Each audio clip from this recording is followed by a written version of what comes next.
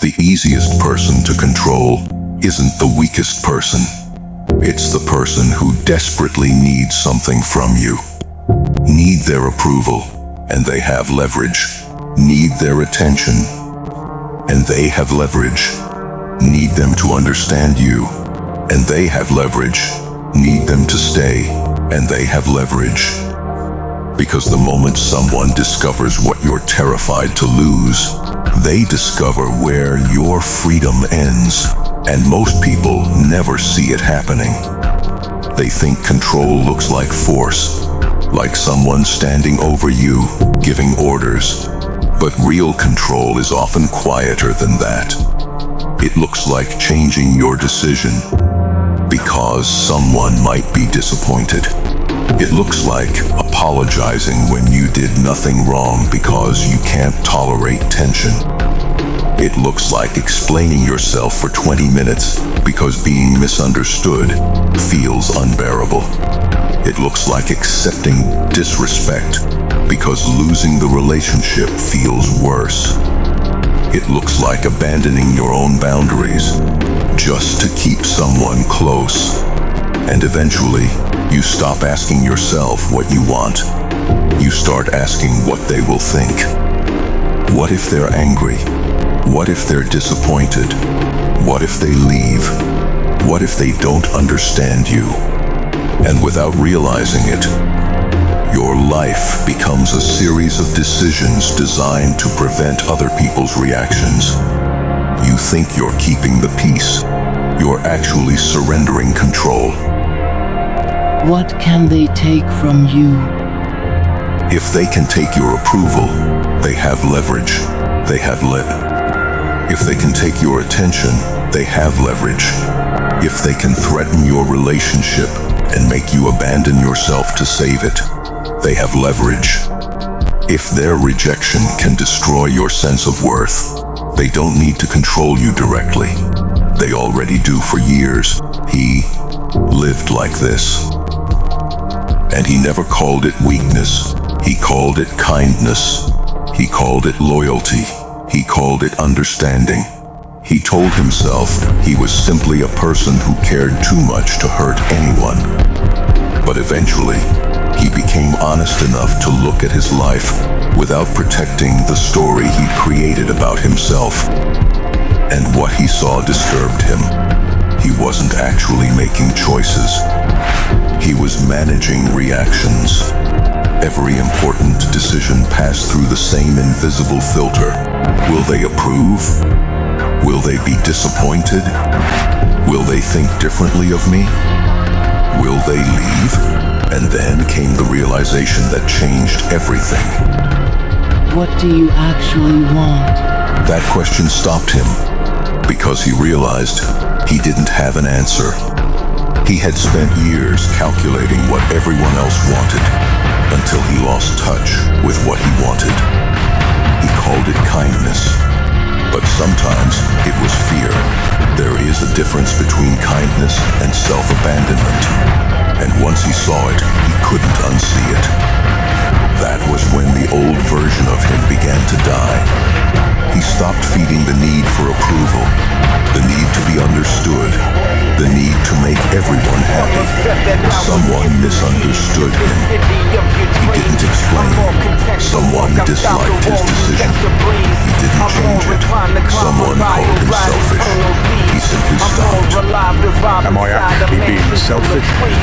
Or am I simply uncomfortable because someone isn't getting what they want from me?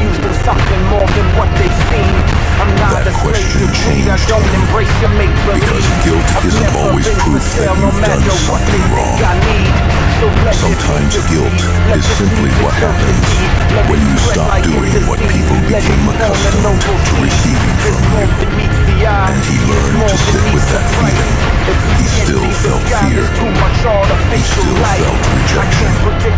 He still felt loneliness. He still cared what certain people thought. But now there was a space between the feeling and the decision. That space was freedom. He didn't become emotionless. He became harder to command through emotion. But freedom has a price. And this is the part nobody puts in the motivational videos. When you stop being useful in the way people are accustomed to, some relationships change.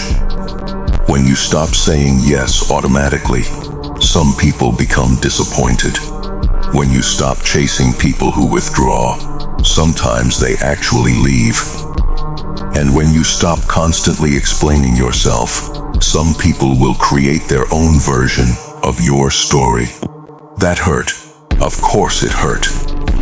There were nights when the silence felt heavier than it ever had before.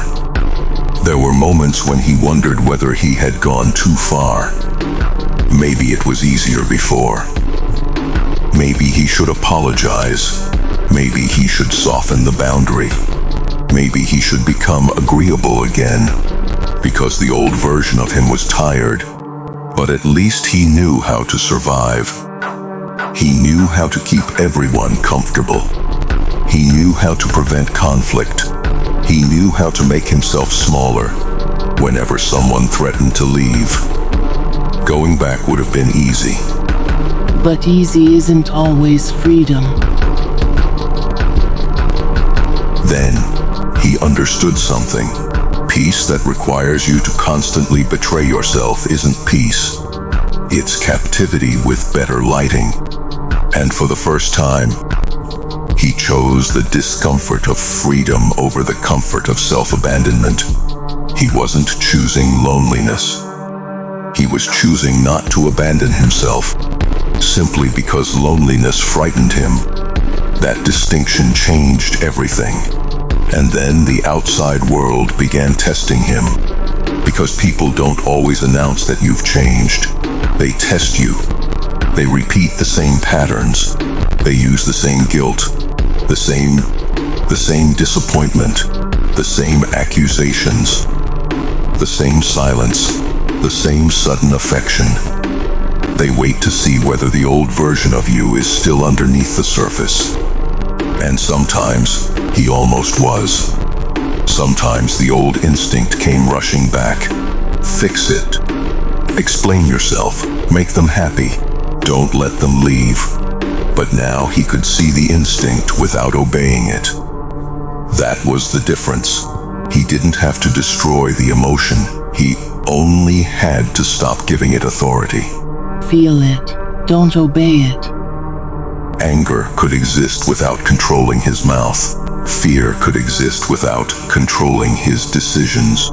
Loneliness could exist without choosing his relationships. And guilt could exist without becoming his master. The old buttons were still there. They simply stopped working. Over time, this changed the way he moved through the world. He learned to say no without writing an essay about why. He learned that an explanation is useful when someone genuinely wants to understand you, but exhausting when you're trying to convince someone who has already decided what they believe. He learned that he could leave a room without announcing his departure. He could walk away from a dynamic without needing everyone to agree that he was justified. He could let someone misunderstand him. He could let someone dislike him. He could let someone walk away, not because he didn't care, because caring no longer meant surrendering. And that is where people often misunderstand strength.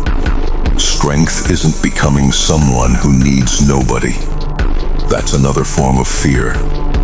Real strength is being able to love someone deeply without making them responsible for your identity. It's being able to want someone without believing you must possess them. It's being able to care without begging. It's being able to lose someone without losing yourself. Love is a choice, not a dependency. And once that happened, something strange occurred. He became calmer, not because life became easier, because fewer things could threaten his sense of self. Someone's approval could no longer purchase his obedience. Someone's rejection could no longer purchase his desperation. Someone's silence could no longer purchase his attention. Someone's anger could no longer purchase his surrender. He finally understood that independence wasn't about needing nobody. It was about refusing to make another person's presence the price of your self-respect. And now return to the question, what can they take from you? Maybe they can withdraw their attention. Maybe they can walk away. Maybe they can misunderstand your intentions. Maybe they can call you selfish. Maybe they can decide you're cold. Maybe they can refuse to approve of your choices. Maybe they can close the door. Let them. Because if their departure forces you to become someone you don't respect, then keeping them was never freedom, it was dependency. And the darkest part is this. You don't become impossible to manipulate because nobody can hurt you anymore. People can still hurt you. You can still lose. You can still grieve. You can still miss someone. You can still lie awake wondering whether you made the right choice. The difference is that pain no longer gets to make the decision for you. Become free when losing them no longer means losing yourself. The old version of him needed people to stay. The new version could let them go. The old version needed to be understood. The new version could survive being misunderstood. The old version needed permission. The new version gave himself permission. The old version believed being disliked meant something was wrong with him. The new version understood that sometimes being disliked is simply the price of refusing to betray yourself. And that is the moment manipulation begins to starve. Because there is nothing left to bargain with, no approval to purchase, no fear to exploit, no abandonment to threaten, no identity to dismantle. He didn't defeat everyone who tried to control him. He didn't need to. He simply stopped handing them the keys.